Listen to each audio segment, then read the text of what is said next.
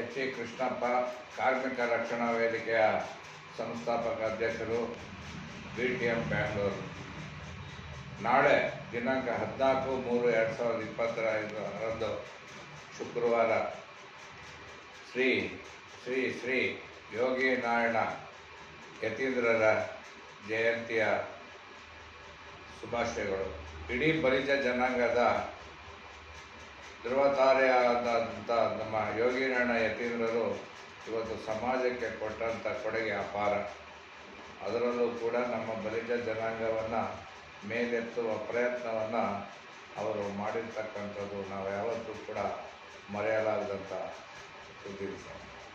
ಅದೇ ರೀತಿ ನಮ್ಮ ಬಲಿಜ ಜನಾಂಗ ಸುಮಾರು 30 ಲಕ್ಷಕ್ಕೂ ಅಧಿಕವಾಗಿ ಇವತ್ತು ಕರ್ನಾಟಕದಲ್ಲಿ ನೆಲೆಸಿದ್ದಾರೆ.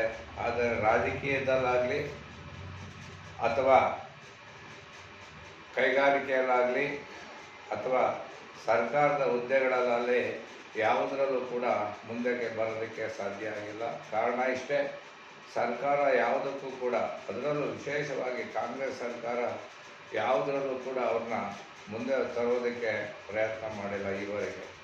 ಪ್ರತಿಯೊಬ್ಬರು ಹೂ ವ್ಯಾಪಾರ ಮಾಡ್ತಕ್ಕಂಥದ್ದು, ಗಾರೆ ಕೆಲಸ ಮಾಡ್ತಕ್ಕಂಥದ್ದು ಮತ್ತು ಬಳೆ ವ್ಯಾಪಾರ, ಈ ರೀತಿಯ ಕೆಲಸಗಳನ್ನು ಮಾಡಿಕೊಂಡು ಜೀವನ ಮಾಡ್ತಕ್ಕಂಥ ನಮ್ಮ ಬಲಿಜ ಜನಾಂಗಕ್ಕೆ ಯಾವುದೇ ವಿಧವಾದಂಥ ಸರ್ಕಾರದಲ್ಲಿ ಸಹಾಯ ಹಸ್ತ ಸರಿಯಾಗಿ ಸಿಕ್ಕಿಲ್ಲ. ಆದ್ದರಿಂದ ಇವತ್ತು ಸರ್ಕಾರಕ್ಕೆ ನಾನು ಒತ್ತಾಯ ಮಾಡ್ತೇನೆ, ಯೋಗಿ ನಾರಾಯಣ ಯತೀಂದ್ರ ಜಯಂತಿಯ ದಿನದಂದು ನಮ್ಮ ಬಲಿಜ ಜನಾಂಗದ ಒಂದು ಅಭಿವೃದ್ಧಿ ನಿಗಮವನ್ನು ಸ್ಥಾಪಿಸಬೇಕು.